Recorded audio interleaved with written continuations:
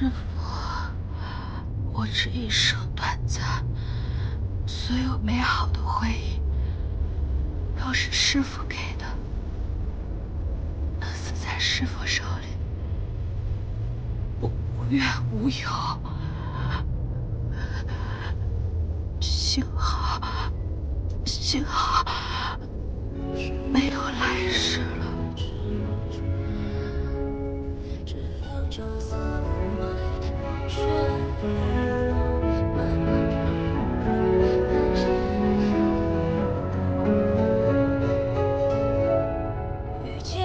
虫子！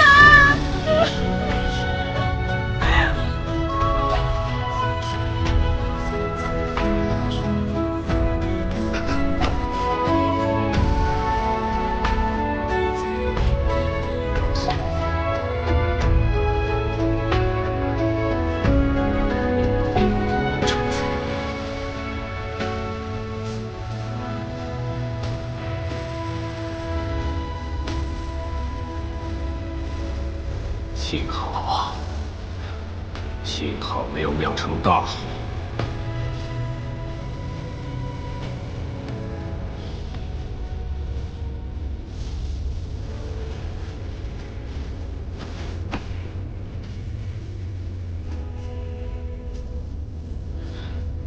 一凡，你要抱他去哪儿？我们必须把他的尸体压在这南华山下，让他永世不能回转。我哪儿都不去，我带他回家。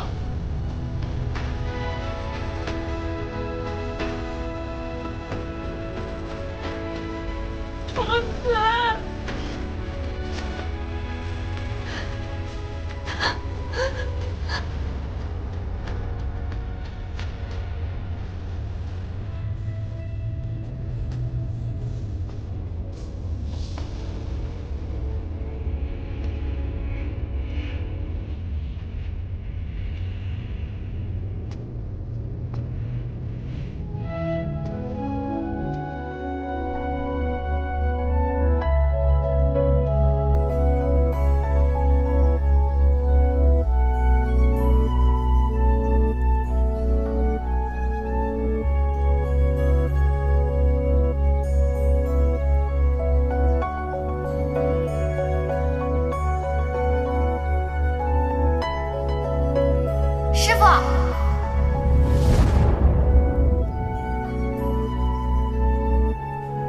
师傅，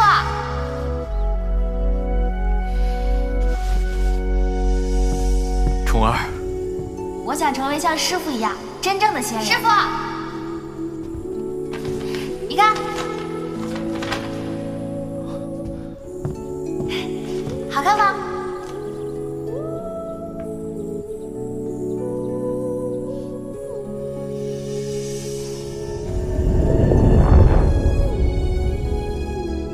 师傅，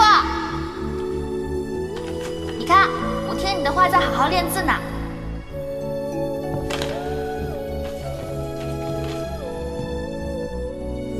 师傅，你有想要保护的人吗？师傅心怀天下苍生，从未想过自己。我想，既然师傅守护天下苍生，那就由我来守护师傅吧。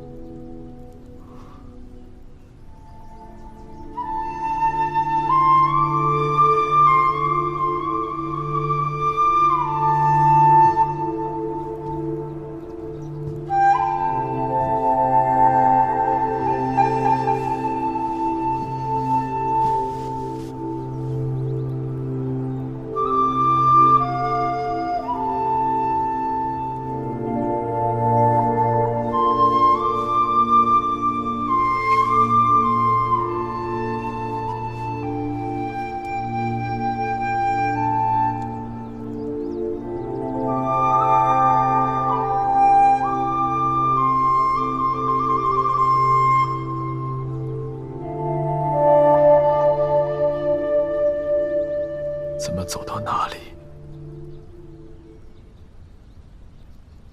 都是你的。的声音。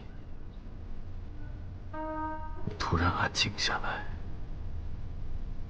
四周风顿时清冷了很多。好久没有陪你，回你喜欢的人间看看，也好久没有尝到你做的点心。书桌上的书摆放的太过整齐，我反而有些无所适从。你就算不想理我，还有算你、小紫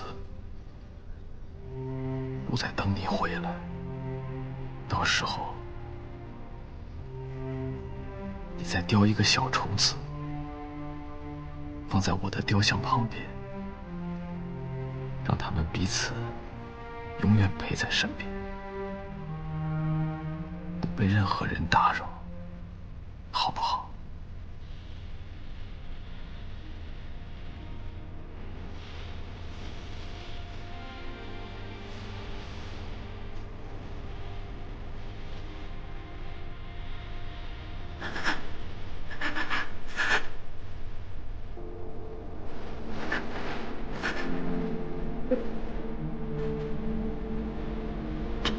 不是我的错，是我没有保护好你。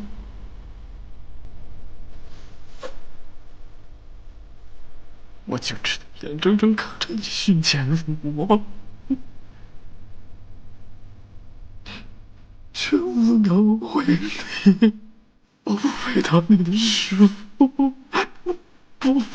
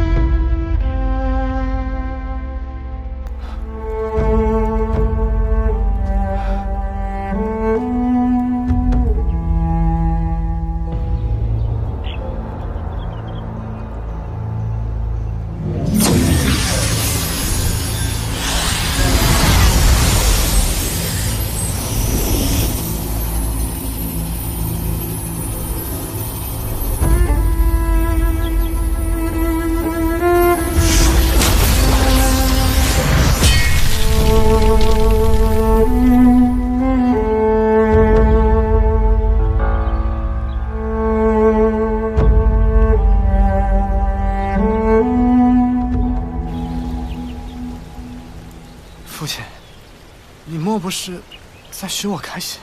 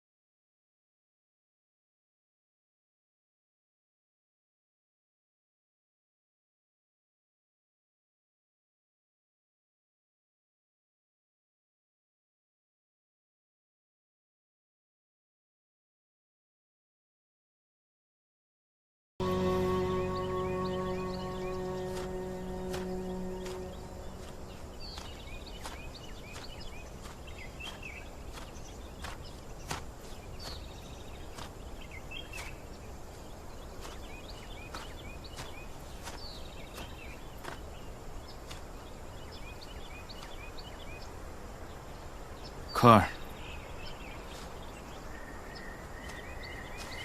师父，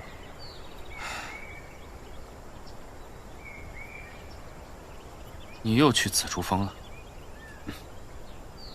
你明知尊者在那里下来结界，又何必？我知道，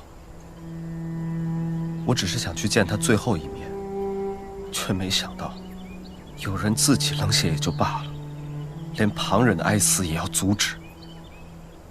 我知道你心里郁闷，但事已至此，尊者也有他的苦衷啊。苦衷？比一条性命还重要吗？我知道，你为虫子不值，觉得他死于非命。可是那天若是尊者不出手的话，莫说是对南华，对整个仙界恐怕都会损失惨重的。届时会是一场天地浩劫，死的可就不止他一个人了。那虫子就该死吗？那天下苍生又有何辜呢？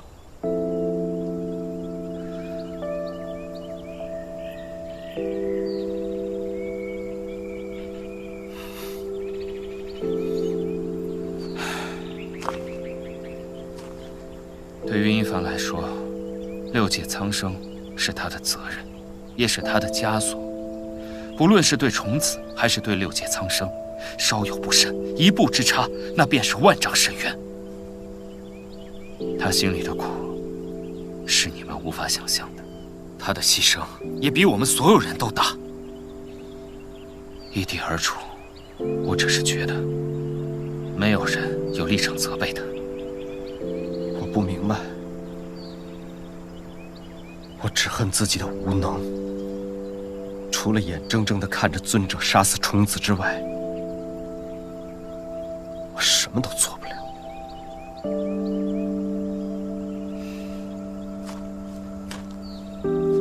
科尔，无欲则刚。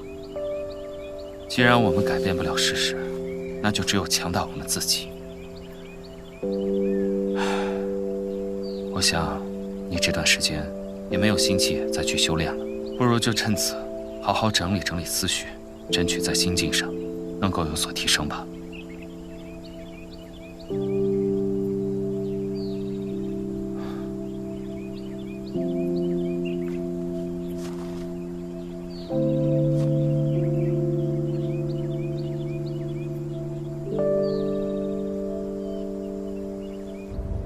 魔尊，事情已经办完，虽然未能将圣剑夺回，但他们也没能将其成功净化。剑没了，人也没了，我当真是有点想不到啊。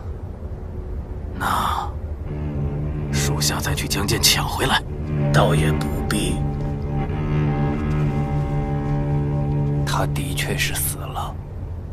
哼，洛银凡果然如此狠心，和传闻中说的一样，人都死了，你这出戏还怎么演下去？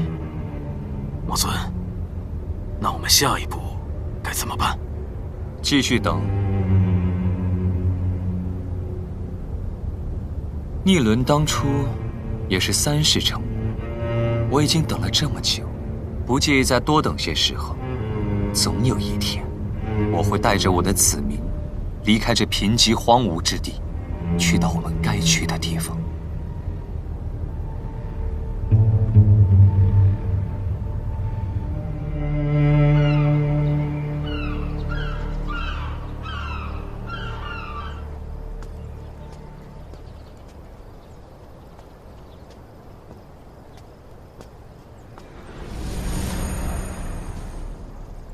呼叫去6界碑做什么？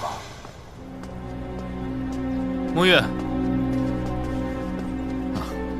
我正准备去紫竹峰见一下殷凡，你要不要陪我一起去啊？这么些天了，一点消息都没有，我有点担心他。天机尊者不必多虑，我方才看见护教尊者往6界碑的方向去了，想必是不想我们叨扰他，图个清静。再多给他一些时日吧。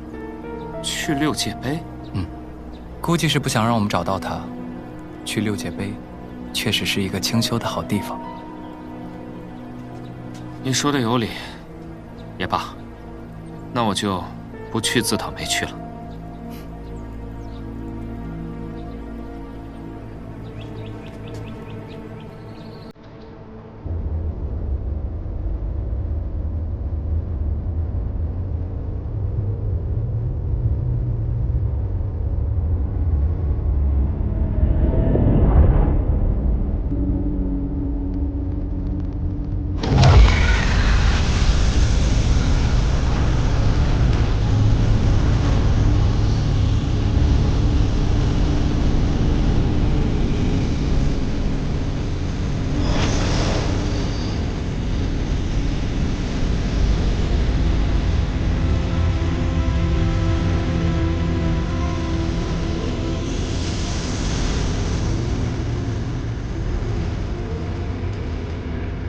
臣借有书曰：“六界碑应天而生，凡六界生灵，皆可祭碑立誓，令六界碑给予微薄回报。弟子别无所求，只希望能让我徒弟重子重生。如能如愿，弟子愿用余下生命潜心修行，复兴神界。”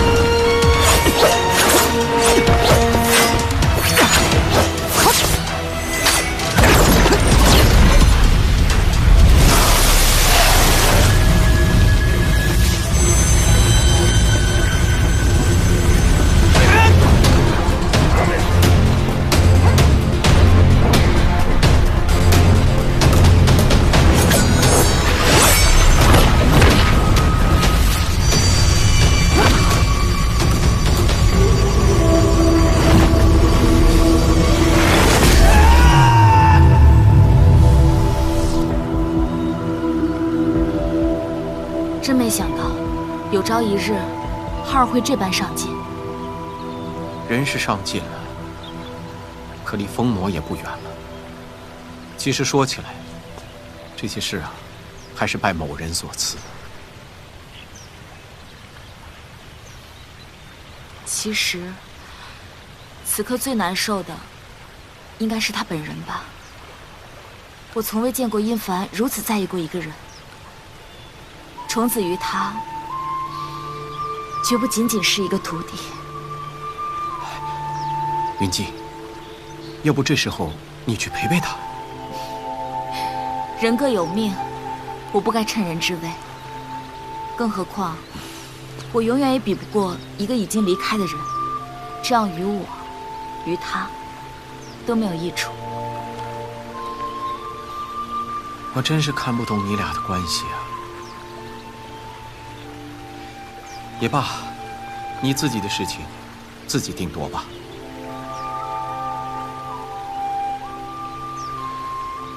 我只有等他自己走出来，10年、100年，我都会等下去。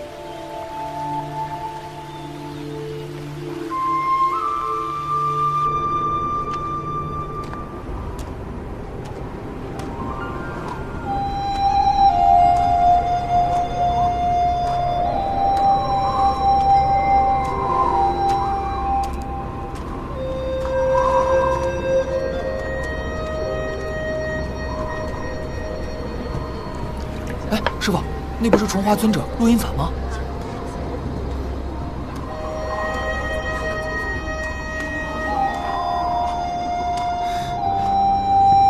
小二，一壶酒。哎，好嘞，您稍等。海神感念重华尊者救命之恩，一刻也未曾忘记。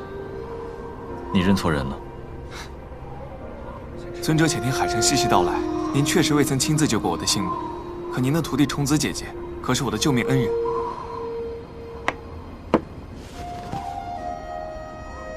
这是尊者救下的弃婴吧？我们道观也经常收留这些可怜的孩子们，广结善缘。还记得我当时中毒之时，虫子姐姐出手相救。不仅如此，她还鼓励我开山立派，济困扶危。她还说，如果一定要感谢他的话，就把他师父重华尊者的画像挂在我的堂课里。重儿，你究竟还为我做过多少事？虫子姐姐近来可好？请您帮我跟她说，她的话我未曾忘记，全都照做了。以后也会竭尽所能帮助我周围的人。她若得知，一定会很开心。你看我，耽搁了尊者这么久，尊者此番到人间，想必一定有要事在身，海生就不多打扰了。如果有什么需要，海生一定随叫随到。对了，你可知道扬州文府？尊者也认识文老爷，他可是这儿远近闻名的大善人啊。街坊邻里有什么需要帮忙的，都会找他。啊，前面就是扬州了，您到了那儿随便找个人问一下，准会有好心人带你过去的。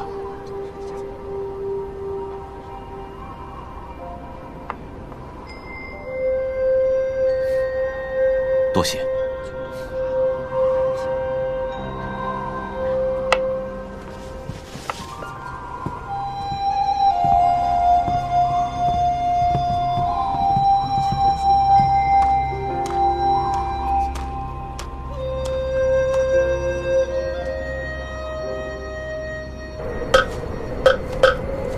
亥12更，关窗关门，防偷防盗。公子，这天色已晚，你带着孩子赶紧回家吧。现如今妖魔横行，到处吸食百姓，还是小心为妙的好。这里不是一直很平顺吗？哎呦，公子，你多少年没来这扬州城了？以前可以，现如今呢，不太平。这个地方被妖魔给盯上了，整日闹得百姓是人心惶惶。这海生道长虽然武艺高强，但他总不能常驻这扬州城吧？不瞒您说，我都打算带着一家老小，找一个安全的地方避一避呢。年轻人，你听我的，赶紧走吧。不必搬了，扬州城接下来几十年都会平安无事，风调雨顺。这莫名其妙啊，这个人。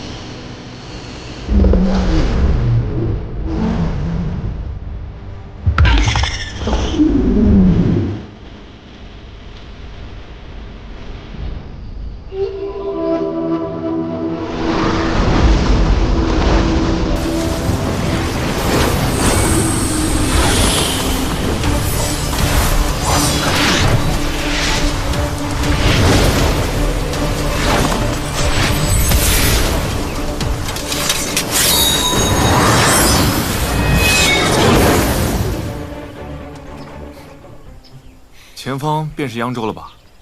看着好像也没有魔族出现的影子，真是难得。还不是因为有尊者亲自镇守。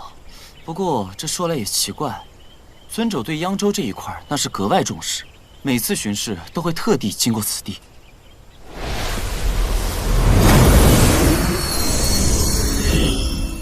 重华尊者。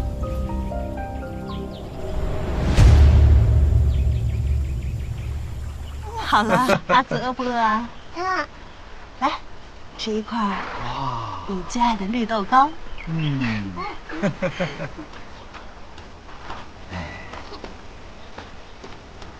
阿紫，就在爹娘身边玩，别乱跑，这里不比城里。哎呀，不用担心，这里可是扬州，出不了什么岔子。去玩吧。老爷，你平日里惯着阿紫倒也罢了，但这种事上不能掉以轻心。夫人多虑了。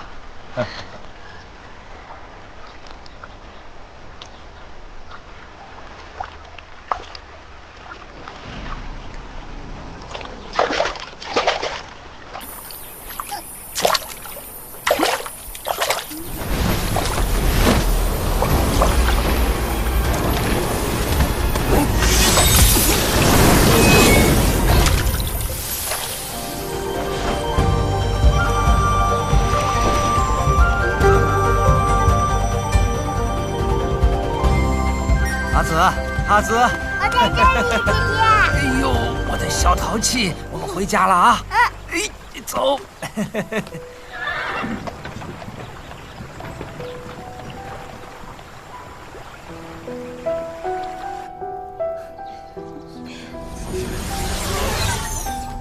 尊者，尊者。哎，云凡，你整日巡视人间。很久都没有你的消息了，今日你难得有空，不如留下来小叙片刻，可好啊？我还有事。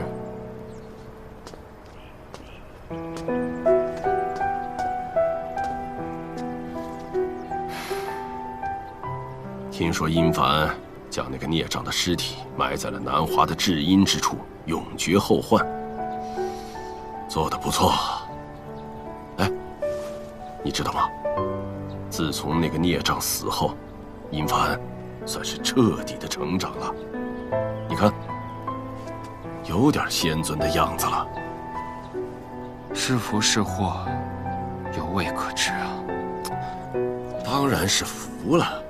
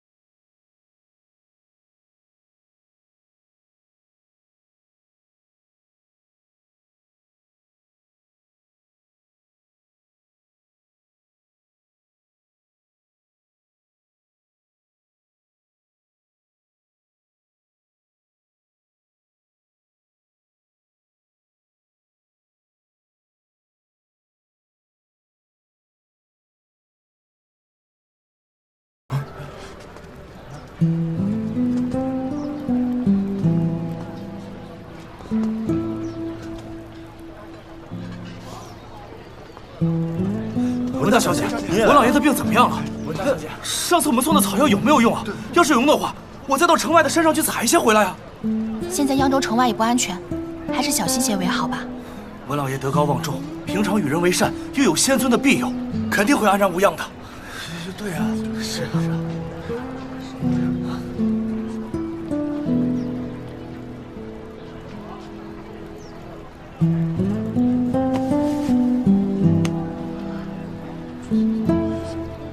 仙尊福佑我爹渡过难关，文府上上下下平平安安。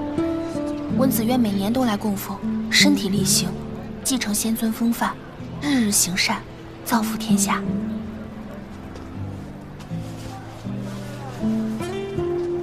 仙尊慈悲，保佑我家老爷身体康健，大小姐平安顺遂。文博，我怎么觉得这画上的仙尊看着那么亲切啊，好像小时候就有见过。大小姐又拿文博开玩笑了，那南华仙尊怎能随便下来呀？我肯定是见过的，不是传闻有说有人曾见过仙尊吗？说不定我见到的是同一个人呢。要照这么说，我老头子指不定什么时候也能见到仙尊了。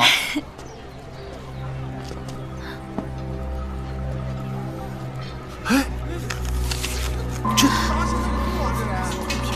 苹果啊，这是。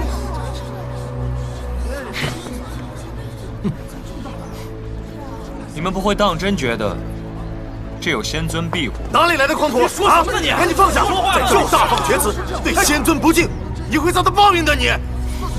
今日是我们1年1度供奉仙尊的日子，你要是触动了仙尊，会连累我们大夏跟你一起倒霉的。对呀，就是啊，可不是嘛！这扬州城外到处都是妖魔鬼怪，就咱们扬州没事。你说仙尊不忽悠我们，那为什么妖魔不敢进来？就是啊，对，说说看，为什么呀？就是啊。乡亲们，你们别激动啊，有话好好说嘛。我不是个坏人，我是个好人，我真的是个好人。好人也不能这样啊！各位叔叔伯伯，听文子一句，如此大好吉日，实在不宜在仙尊面前动手。况且这人无知，但却也没有什么坏心。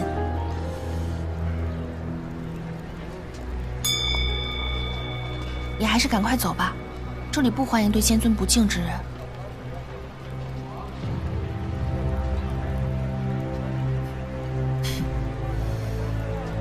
出去，走，出去，不欢迎你，快走，快出去，快出去，出去。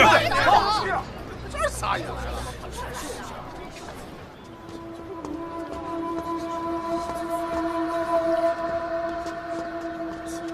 又要感谢你一次了。文子不懂，方才你我只是初见，何来又字一说？姑娘不必在意，或许只是因为你长得太像我认识的一位故人，一时认错人了。这位公子，我看你不像是本地人，应该是刚从外面回来。那你更应该知道我们扬州城平安的可贵，我们能有这样安稳的日子，全是拜诸位南华仙尊所赐。你实在不应该对他们出口不敬。你当真觉得南华的仙尊有这么好？那是当然了。下个月初1是南华山5年1度招徒的日子，所有年轻有志的人都会上南华山。你要不要去试一试？这位公子说笑了，那里岂是常人说去就能去的？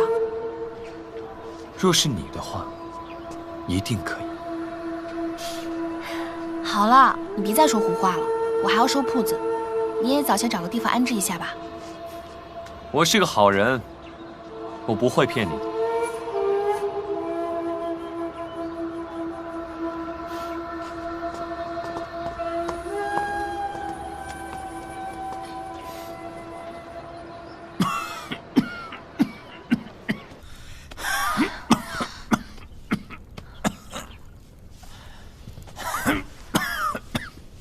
爹，您怎么又咳嗽了？爹这个病越来越严重了，恐怕是时日无多了。爹，您别这么说。阿紫今天还去庙里拜了南华的仙尊，有他们保佑，爹很快就会好起来的。好。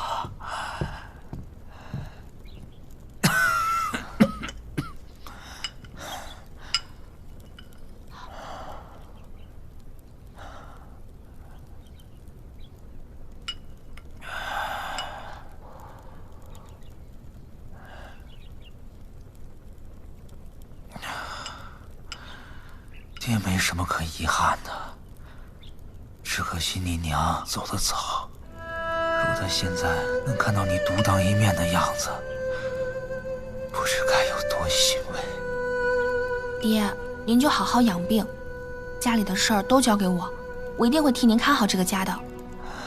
我们阿紫真的是又能干又聪明。虽然不是我们亲生的，但在爹的心里，你就是我的孩子。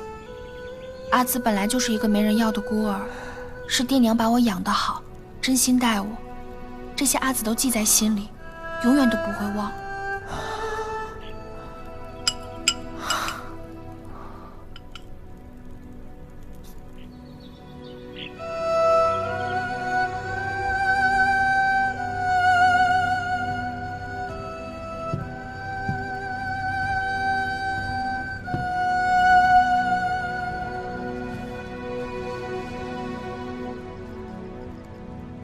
也不知道南华的仙尊能不能听到我的愿望。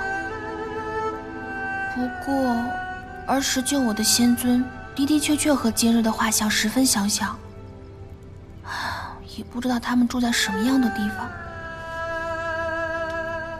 是不是真像大家描述的仙境一般啊？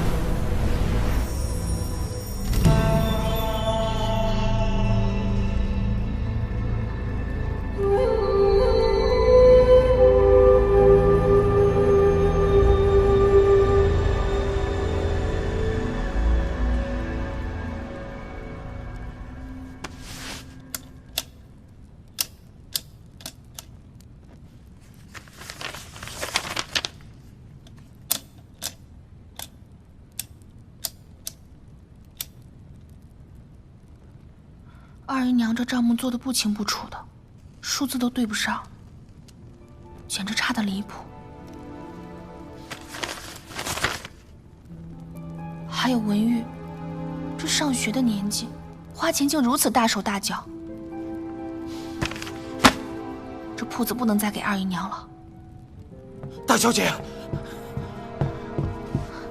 文伯，陪我去铺子一趟。大小姐，老爷快不行了。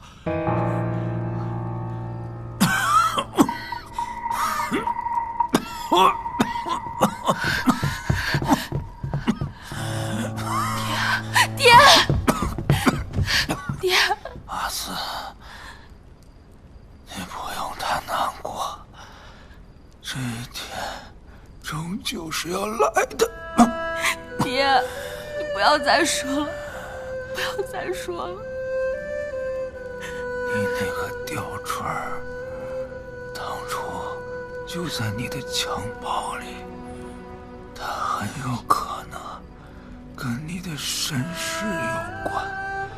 如果有机会的话，爹还是希望找回你的身世。爹，我答应你，我答应你。虽然不知道你的生身父母是谁，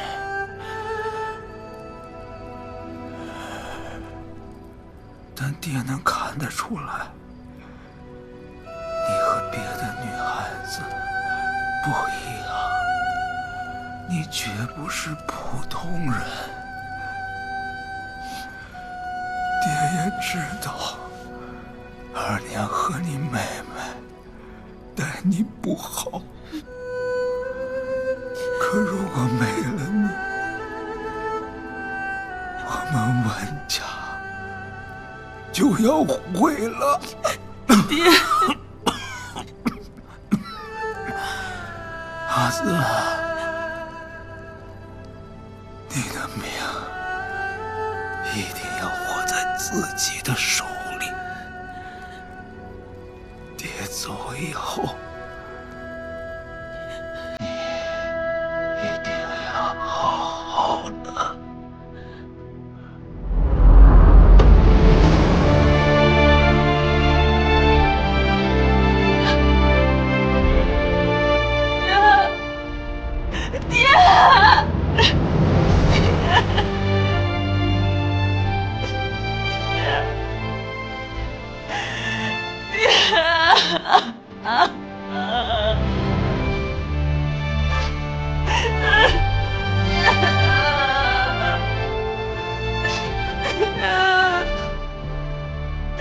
老爷，老爷，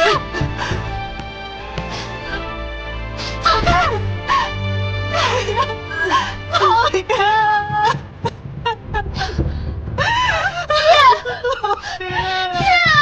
老爷，老爷，小姐，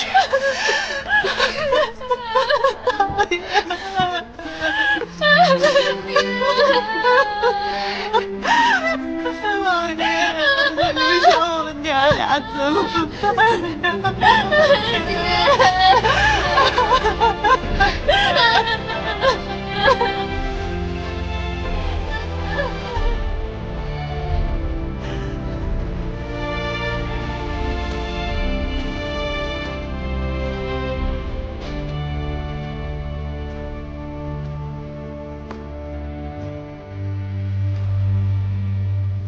爹走了之后，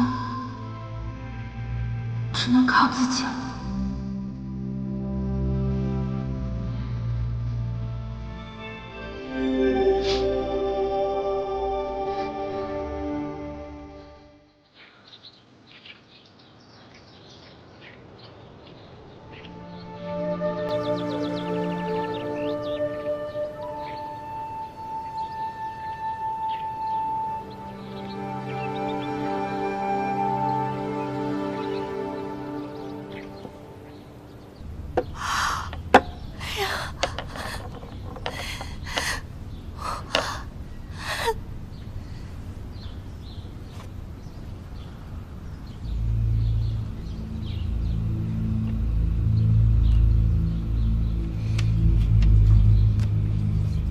娘，你说吴二公子他会娶我吗？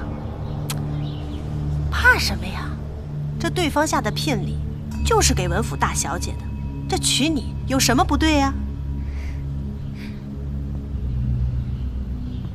再说了，他要是知道文子是个捡来的野种，他哪里还会要啊？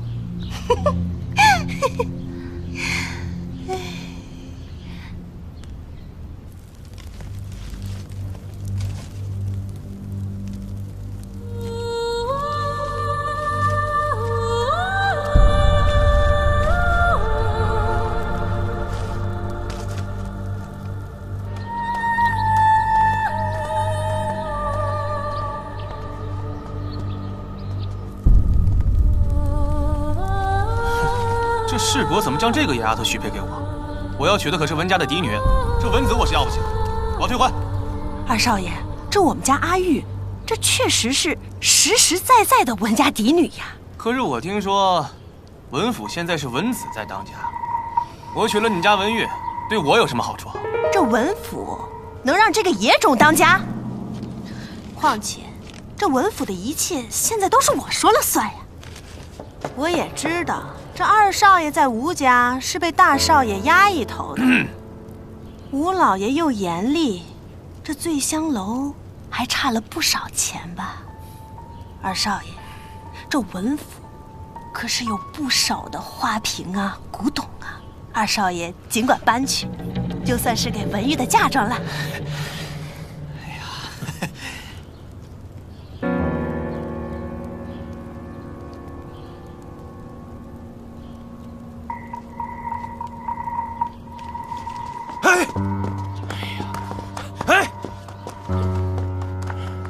放下，放下！哎呀，不错不错，这是我家老爷的藏品，还有这些字画，这些物品，都是我家老爷的，你凭什么拿走？就凭我是你们文家未来的女婿。我爹过世不足7日，尸骨未寒，你就趁机来我家掠夺一空，算是什么道理？我文家好歹也是大门大户，岂容你在此放肆？我是你们文家的姑爷，这老爷的东西，这不就是我的东西吗？既然如此，我就把话说清楚，这门婚事我不同意。就凭你一个野丫头，也敢在我面前放肆？你冒充文家大小姐骗婚一事，我还没跟你计较呢。那你就退婚，把东西放下。退婚？凭什么？我告诉你，文家大小姐我是娶定了，不过不是你，是你的妹妹文玉。不过，我不介意你给我做小。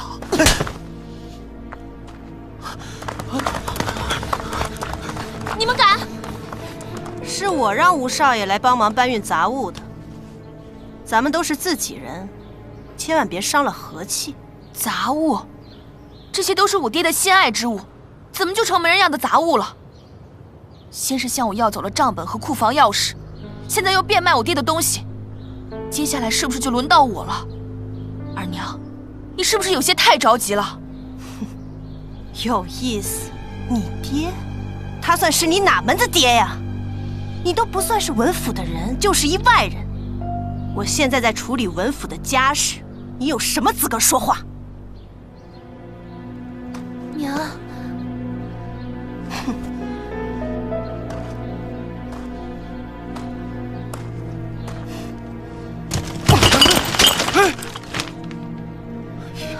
把这些不值钱的书和字画全部烧掉。让这个野种看看，到底是谁在文家当家做主！你敢？有什么不敢的？你以为你还是文府的大小姐呢？动手！不许碰他！打！给我打！我不！你们不要打他！不！小姐，放手！那是老爷画的夫人和小姐，放开我！动手！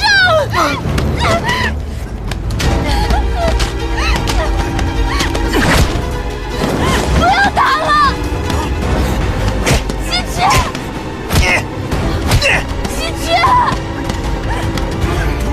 西区，我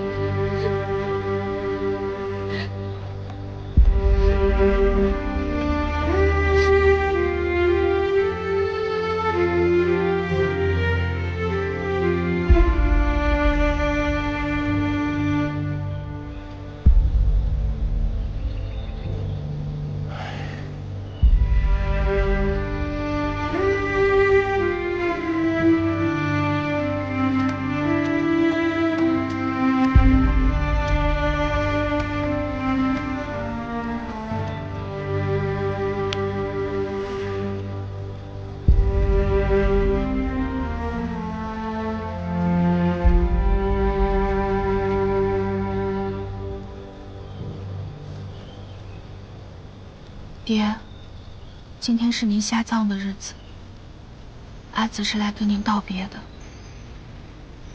您让我好好守护好文家，可我现在连家门都进不去。虽然经历了一些搓磨，但我记得您说过的话，这不是我的命运，我会用我自己的方式好好的活下去。大小姐，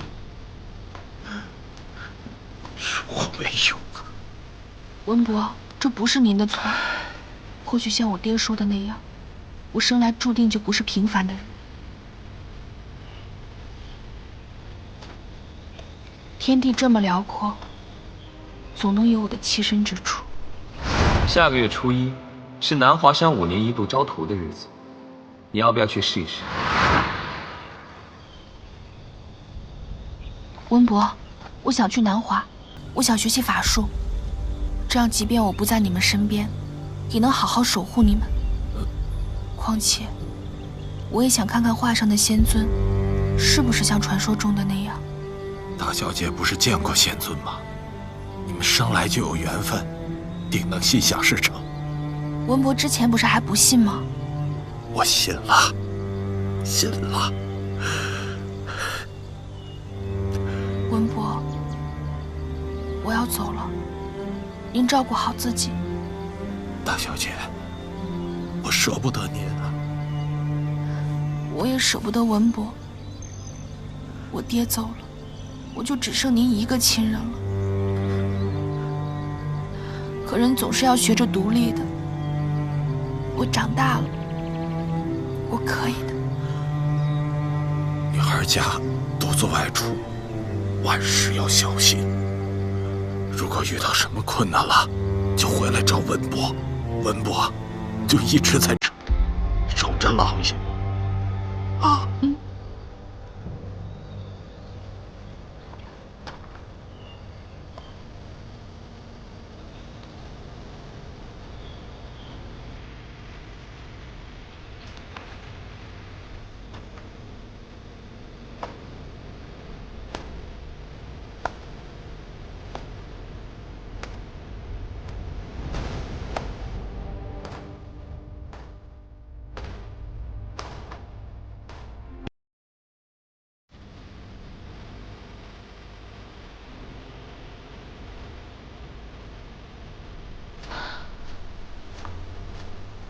仙尊哥哥，仙尊爷爷，这南华山到底在哪儿啊？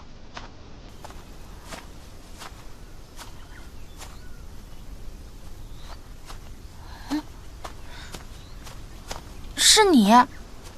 你当真要来南华拜师了？你怎么会在这里啊？你别担心，我是个好人，不过恰巧路过这儿。本想着凑凑热闹，去南华看看是不是真的有仙尊。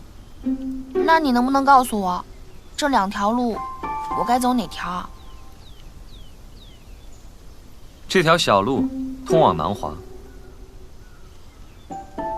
那条大路通往山阳。去南华怎么可能走小路啊？我爹说过了，出门在外人心险恶，还是小心谨慎为好。信不信随你。那我就先行一步了，公子告辞。哎，别叫我什么公子，听了怪别扭的。还没来得及跟你介绍一下我自己，我叫王月，死亡的亡，月亮的月。你这名字还挺好听的。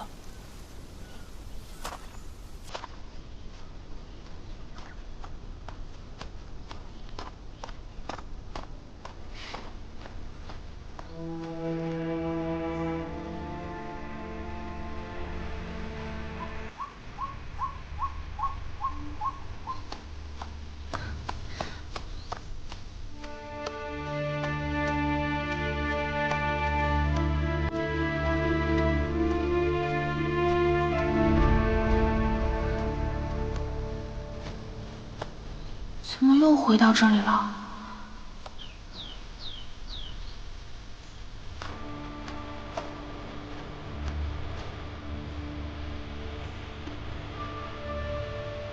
没想到王月真的没有骗我，这真的是去山阳的路。哎，早知道就应该听他的。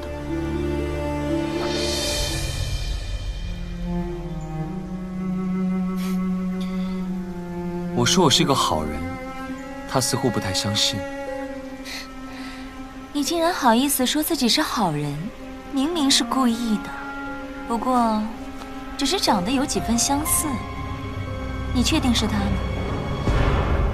去迟了才好，你会有个好师傅。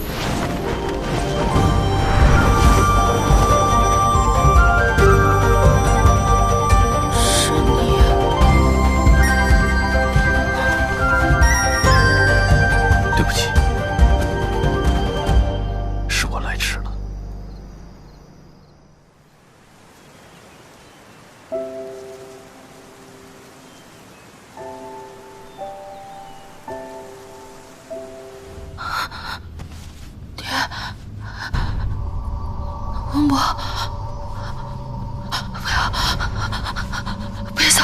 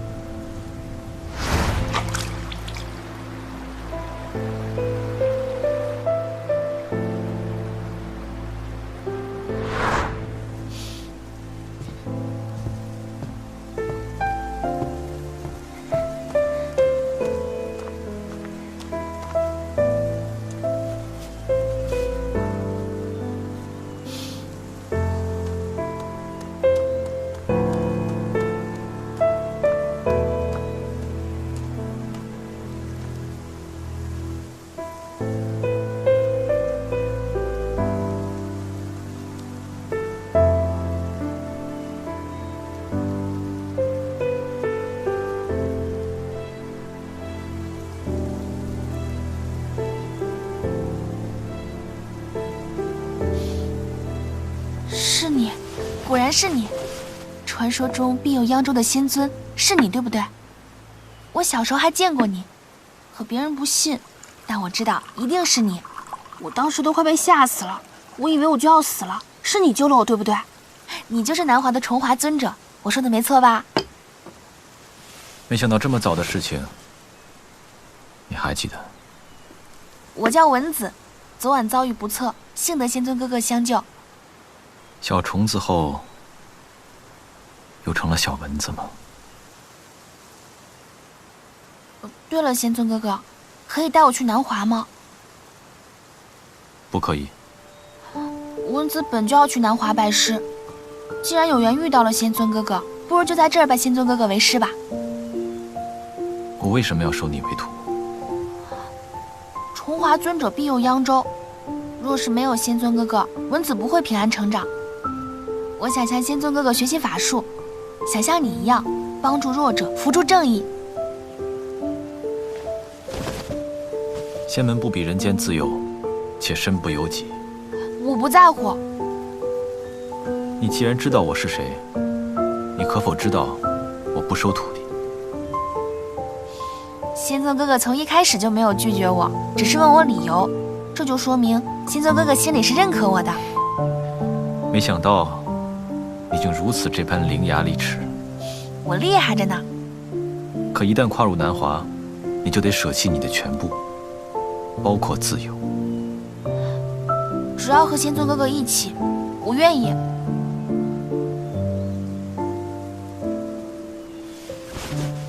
没那么容易。这便是那昏迷的孩子吗？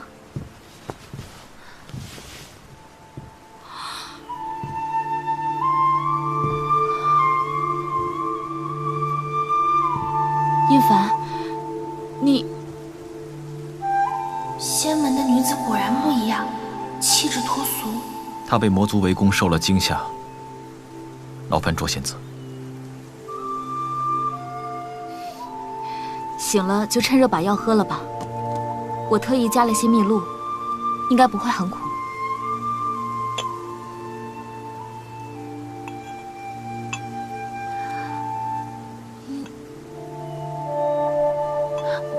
仙子当真加了蜜露？苦就别喝了。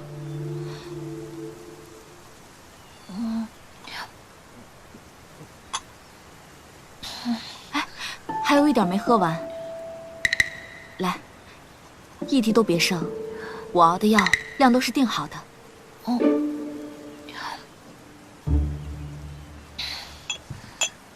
殷凡，你这般无所顾忌，是因为还放不下他吗？这孩子，和他简直是一个母子磕出来的。他是谁？他不过是一个普通人，我只是顺手救了他。希望只是救他而已。殷凡，我想借一步说话。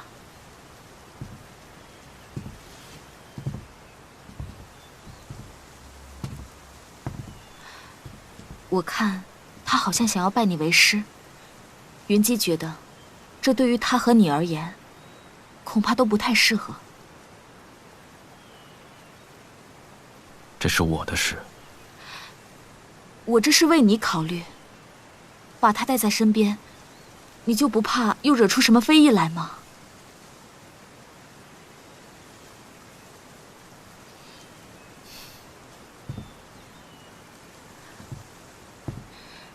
你想要什么？武功、权力，还是金钱？在人间美满的度过一生，不比去仙门开心吗？我既然遇上了仙尊哥哥，又怎么甘心做一个平凡人呢？师傅，你愿意收我的，是不是？师傅，你不要走好不好？你要是走了，上哪找我这么乖的徒弟呀？你还不是仙门弟子，这样跪着像什么样子？快起来！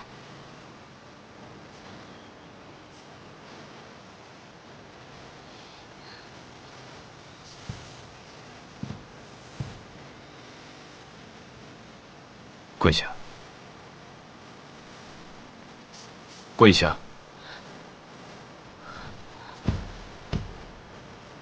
来师。啊！扬州文士阿紫，拜见师傅。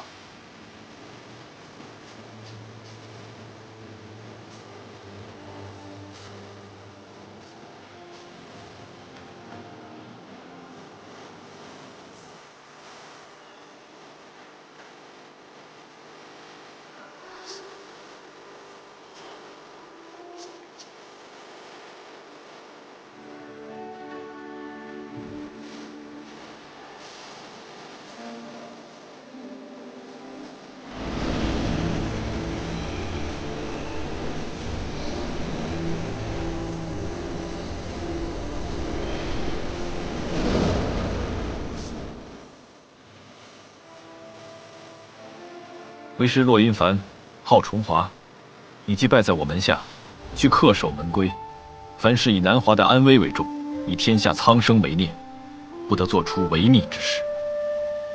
文子记住了。起来吧。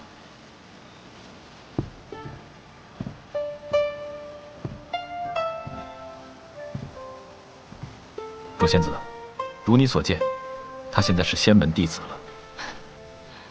你还是和以前一样，决定的事情，谁都改变不了。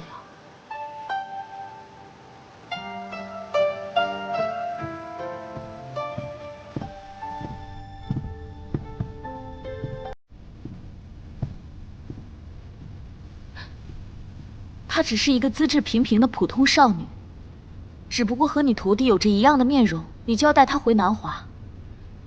重华尊者真是率性长情。和他没有关系。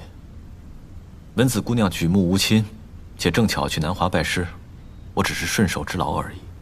若真的像你说的这样光明正大，那尊者用法术隐去她的容貌，岂不是多此一举？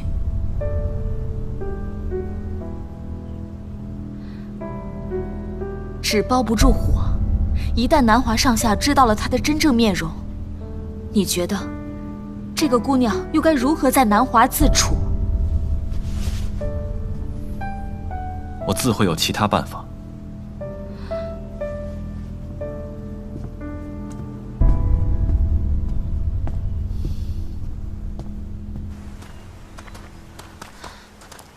师傅，你是不是反悔了？走吧，随我回南华。可是我看卓仙子好像不太愿意我拜您为师，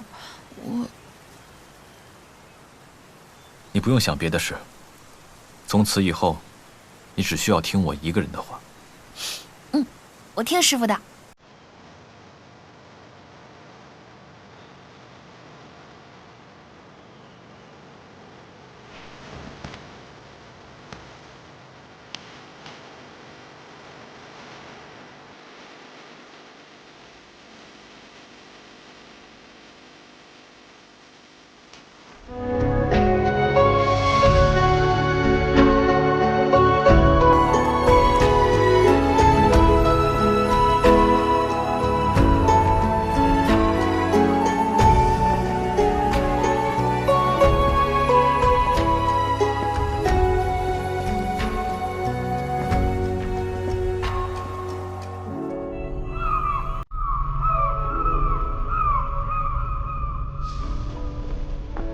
尊者，尊者，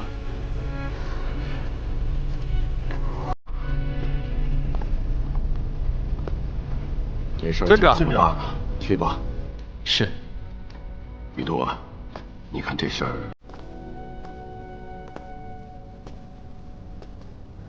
啊，一凡，你这是？这是我新收的徒弟。殷凡，你终于又肯收徒弟了。虽然不合规矩，但我还是要恭喜一番。督教，你说是吧？既然收了新徒弟，那就好好的教他规矩吧，别辜负了我们南华的声誉。你叫什么名字啊？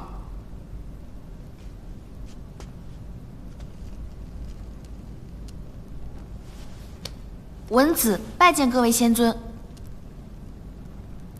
赐名重子。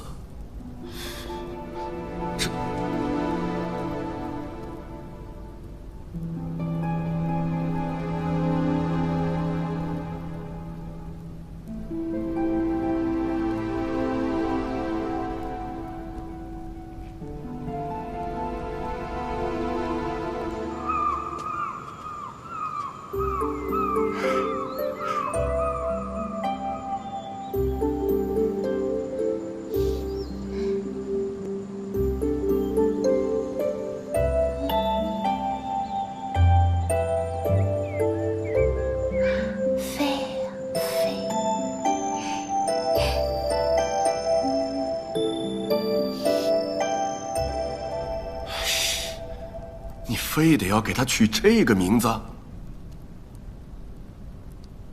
做我的徒弟，必须得叫这个名字。你明知道这个名字在南华有多么的敏感，你却要故意而为之。你难道不怕其他的门派有非议？只是一个普通姑娘，能有什么非议？仙门的气量，不至于连一个普通姑娘都容不下吧？你，殷凡，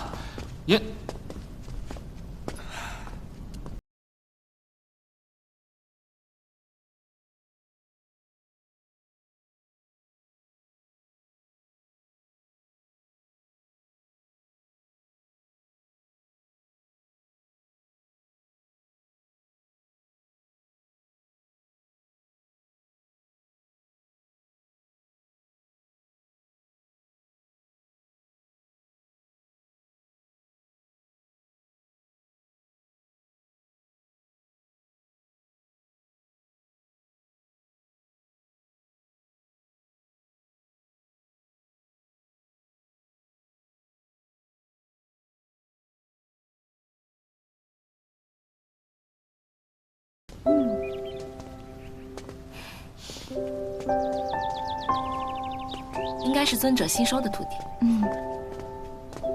我总觉得这个孩子身上奇奇怪怪的，像是有什么秘密一样。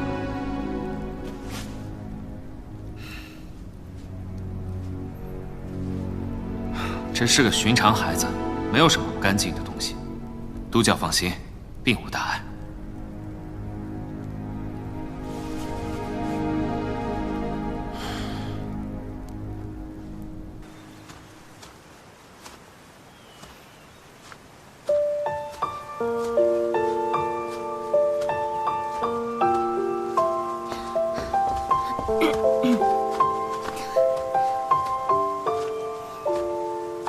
我每年都在此修炼，师姐不必每次都来接我。本派弟子闭关修炼是常事，我只不过是代替师傅们来接应你，有何不可？那就谢谢妙缘师姐了。你肯定不知道，在你闭关的时候，南华都发生了什么。我不是很在意。洛英凡收了新徒弟，名叫虫子。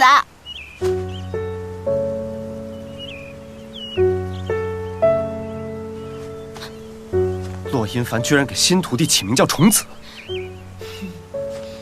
护教尊者不愧是护教尊者，总是出其不意。你不想见见他吗？不过是名字一样而已，不必大惊小怪。不错，闭关确实能修炼人的意志。死去的人呢，已经死去了，活着的人不应该再沉湎过去才是。不如师姐也来闭关修炼一阵，对你、对南华上下都有益处。啊，这不必了吧？师姐若无他事，顷刻要去见天机尊者。我随你一起啊！师父可否等等阿紫？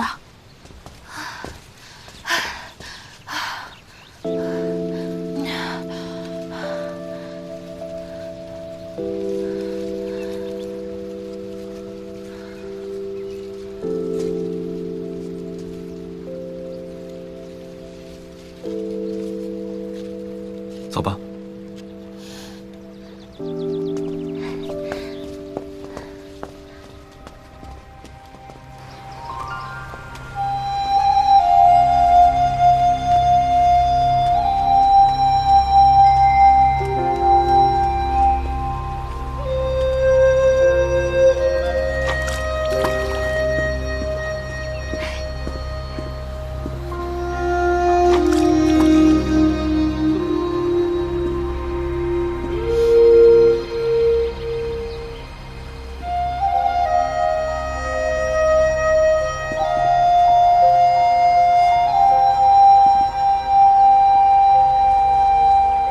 你之后就住在那个偏殿，为师平日都在殿上，一个时辰后来见我。